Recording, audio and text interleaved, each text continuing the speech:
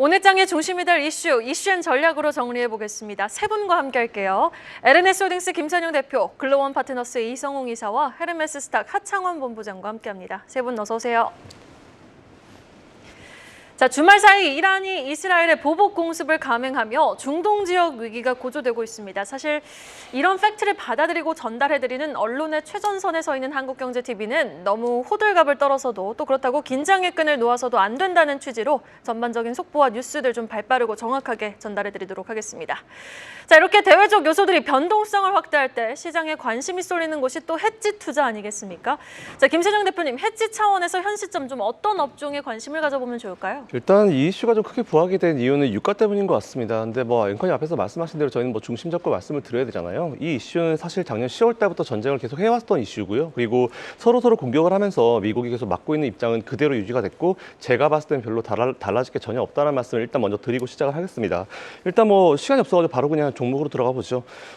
그래도 어쨌든 팩트는 유가가 최근에 좀 많이 올라가고 있다는 분이 팩트인 것 같습니다. 그리고 그 추세는 당분간 이어질 것이다라고 좀 보고 있기 때문에 투자의 관점으로 봤을 때는 우리가 정유주나 해운주나 방산주에 좀 관심을 가져야 될 것 같습니다.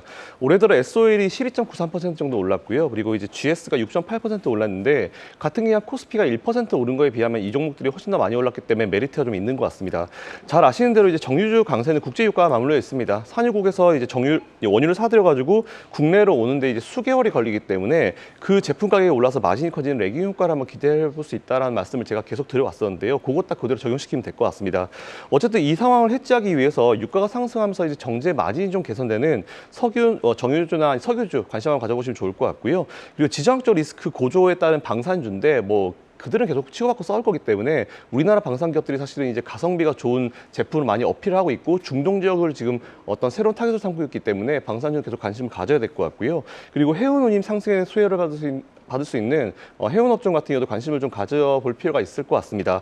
일단 저는 여기서 해운주에 대해서는 중립을 좀 말씀을 드릴게요. 최근에 주가 변동성이 너무 높아가지고 이 개인 투자자들 잘못 들어가면 이게 멘탈 아예 나가버릴 수 있어가지고 해운주는 중립. 근데 정유주나 석유주는 앞으로 경기 개선에 따른 유가 수요가 증가할 것이고 유가는 올라갈 것이기 때문에 결국은 여기서 승자는 워렌 버핏입니다. 계속부터 옥시덴탈 페트롤리움 매수해왔기 때문에 이 부분 체크해 보시면 좋을 것 같고요. 방산주는 사우디향 수출 기대감이 있기 때문에 방산주와 정유, 석유주는 앞으로 계속 관심 가져보시면 좋을 것 같다는 말씀으로 짧게 정리하겠습니다.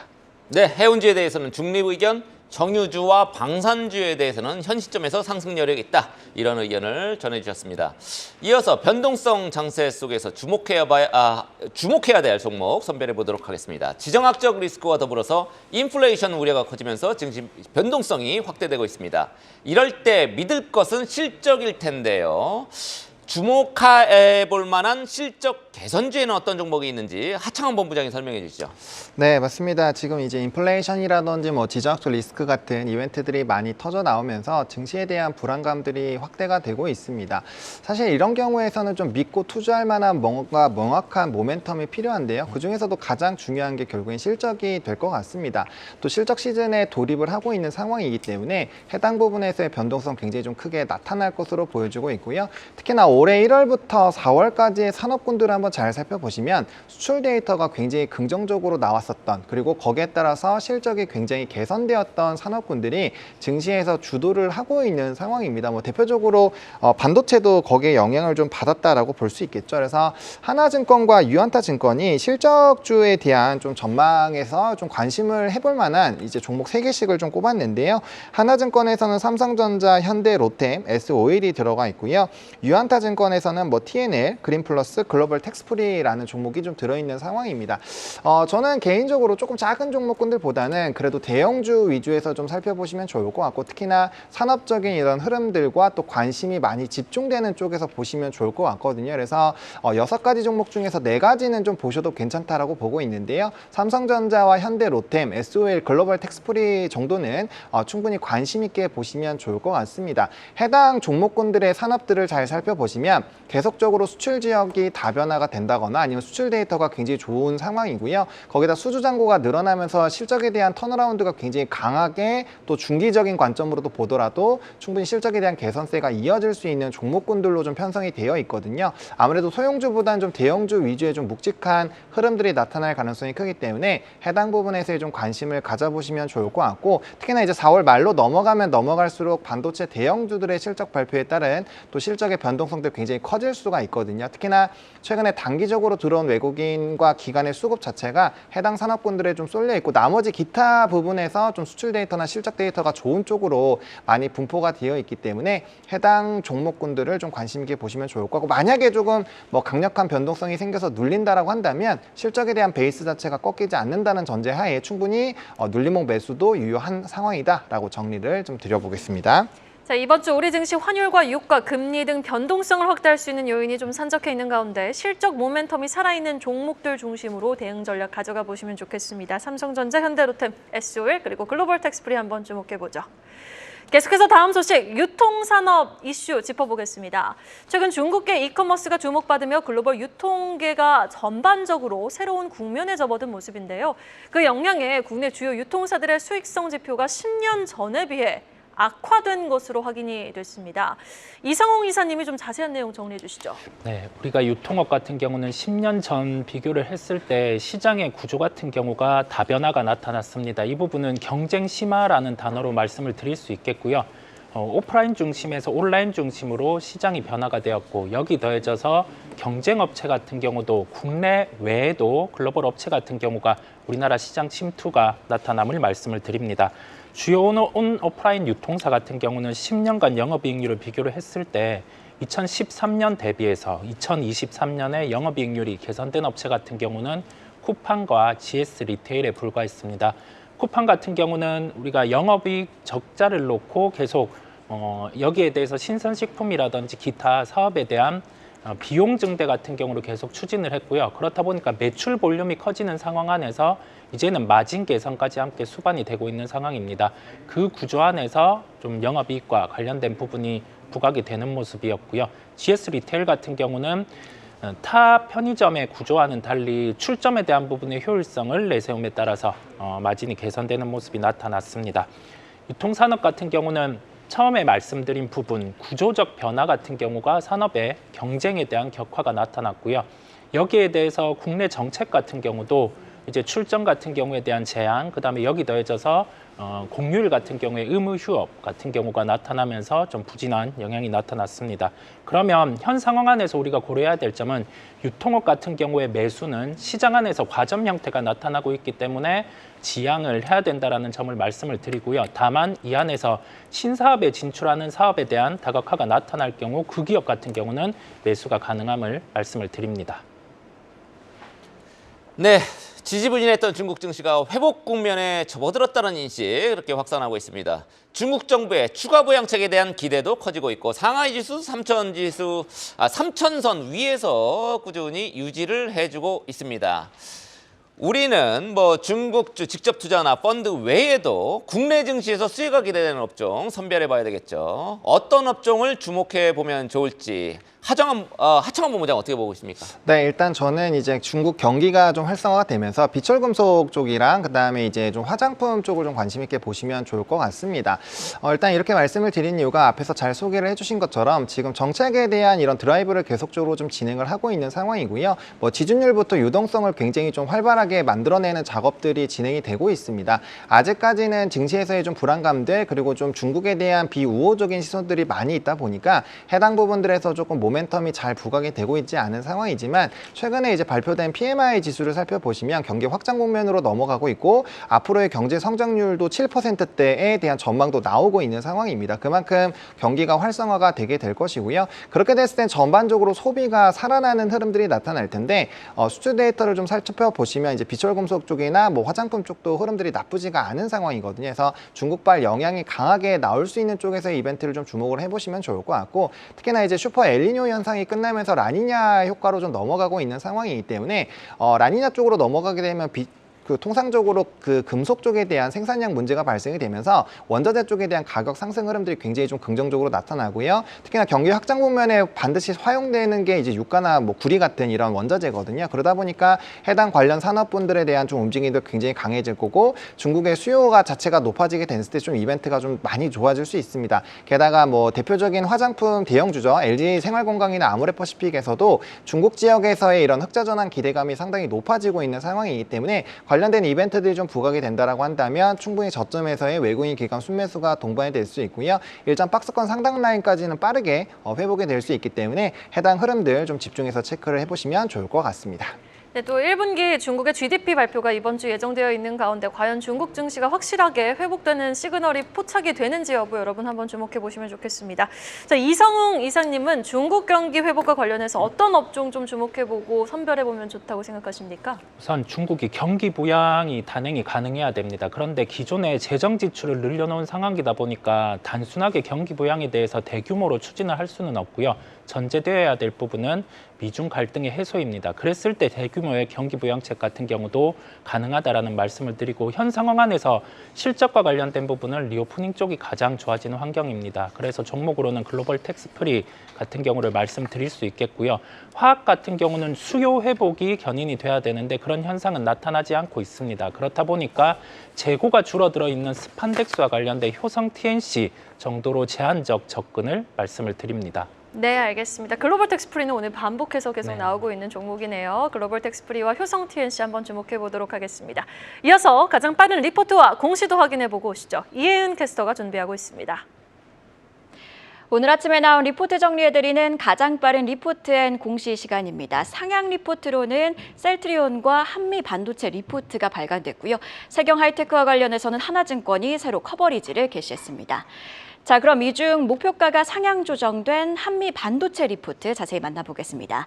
상상인증권은 한미 반도체 목표 주가를 기존의 74,000원에서 22만 원으로 높여 잡았습니다. 작년 11월부터 유지하던 목표 주가 74,000원을 이번에 큰 폭으로 상향 조정한 건데요. 마이크론향 HBM3 TC 본더 수주를 통해 글로벌 시장 내 입지가 공고화되고 있다고 전했고요. 1분기 실적은 예상에 부합할 것으로 전망했습니다. 이어서 셀트리온입니다. 대신증권은 셀트리온 목표 주가를 20만 원에서 24만 원으로 상향 조정했습니다.